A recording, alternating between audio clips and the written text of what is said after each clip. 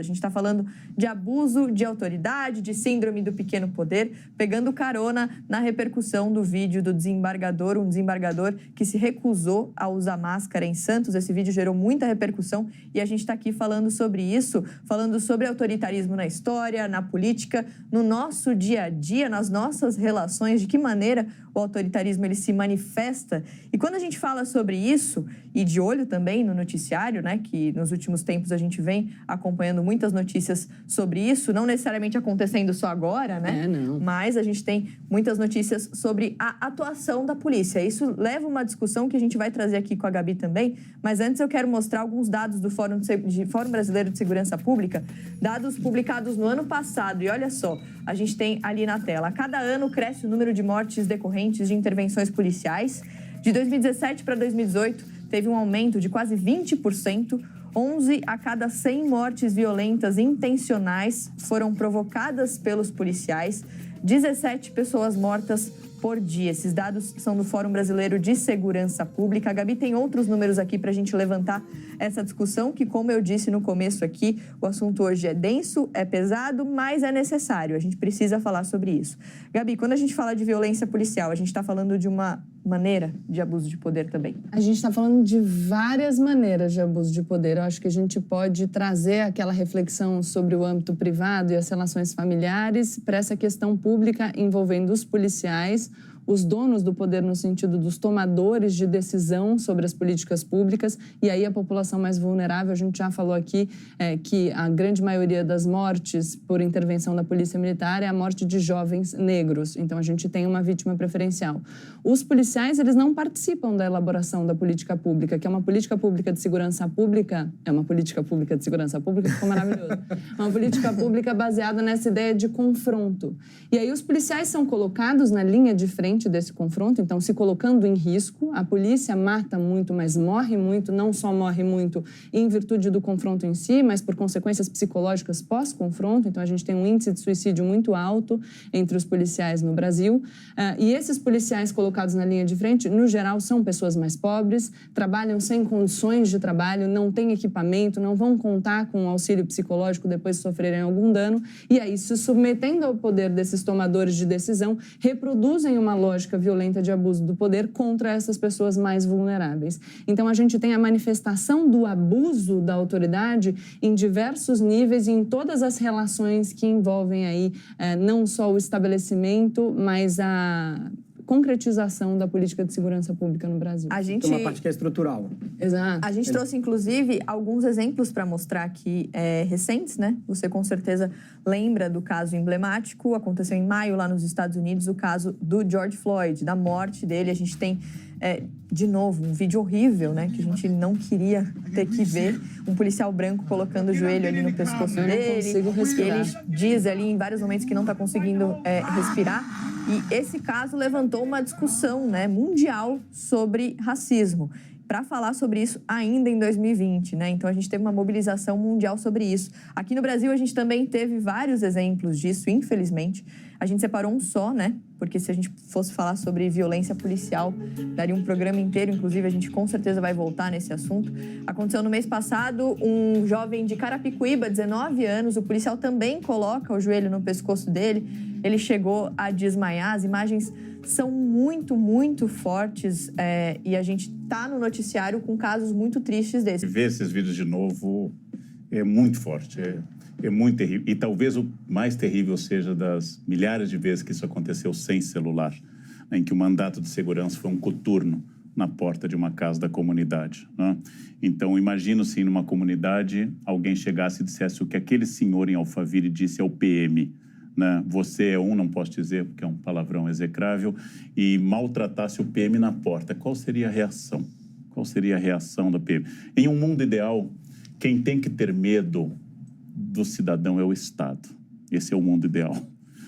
Em um mundo prático, eu entendo todos os dados que tão bem a Gabriela trouxe, né? A polícia não lida com anjos muitas vezes. Ela está entrando em uma boca de fumo com traficantes armados com metralhadoras superiores à dos policiais.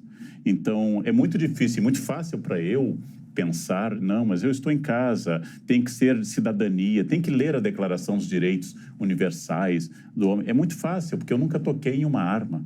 Não?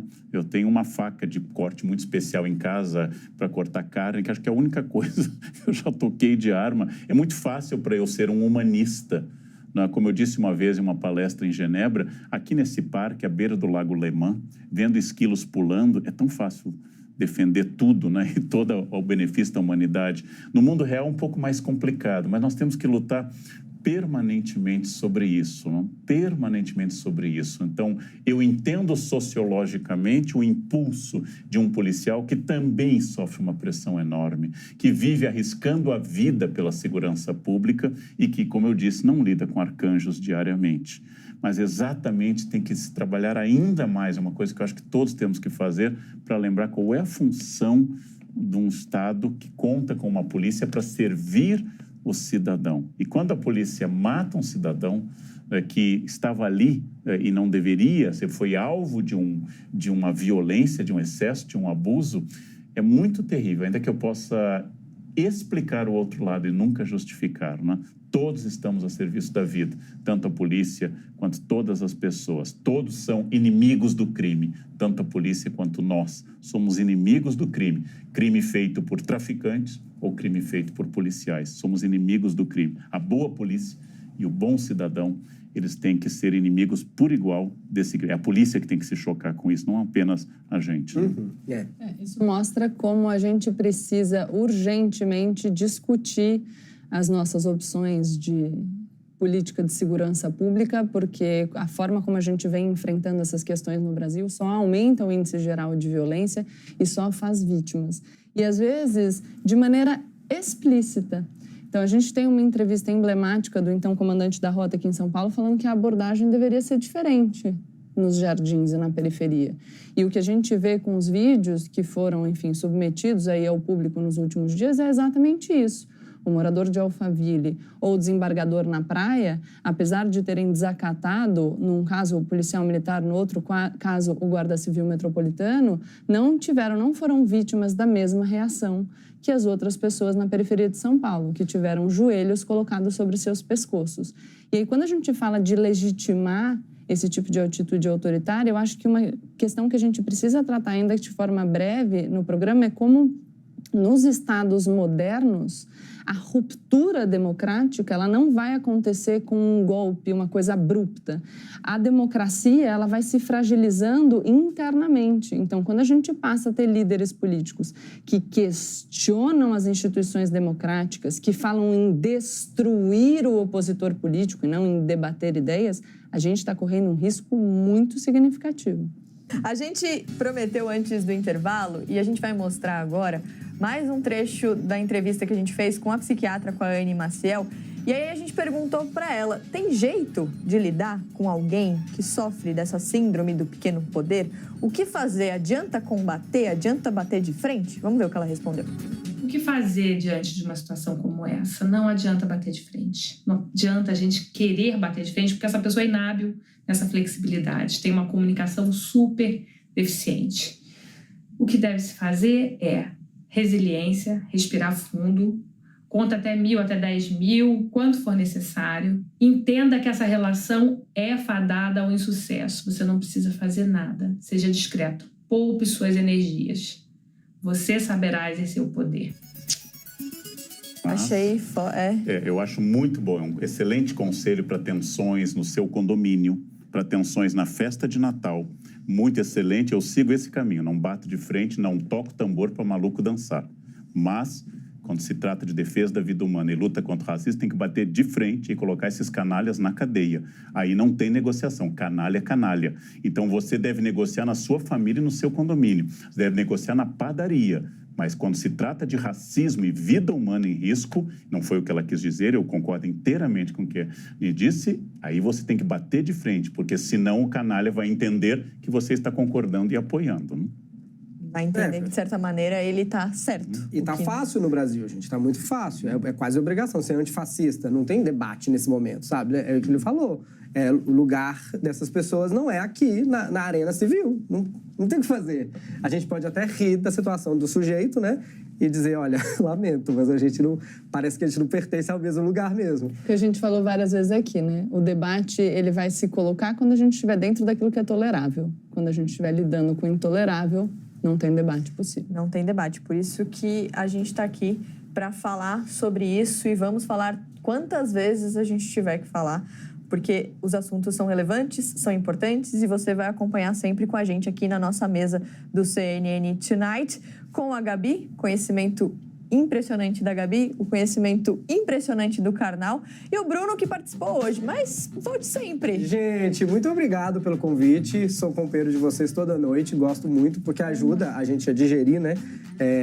E se você quiser assistir, saber um pouco, ter um pouco de informação, mas com um pouco de humor, eu tô lá 2 vezes por semana no Diário Semanal no YouTube, vou gostar muito da sua companhia, mas eu tô aqui com vocês toda noite, de verdade. Obrigada principalmente por trazer um pouco de humor num assunto tão denso, tão pesado. A gente também precisa um pouco disso. E obrigado por trazer luz. Às vezes em casa eu brinco que o Karnal parece a nossa versão brasileira do comandante Holt, do Brooklyn Nine-Nine, sabe? Ele às vezes não sorri, mas ele traz 2 informações e fala, é claro que é engraçado. Eu acompanhava Péricles, o governador. O professor Xavier.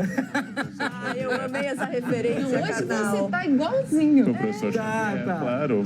Vou vir aqui com uma cadeira mostrando qual o poder da cabeça. Os carecas dominarão o mundo. Vou colocar o cérebro. Falamos de poder, né? Eu queria ser um X-Men, eu vou escolher qual. Ih, meu Deus, Mas a discussão já tá caminhando para um possível outro programa. Será? Será um tema esse? Amanhã na CNN, que X-Men você é?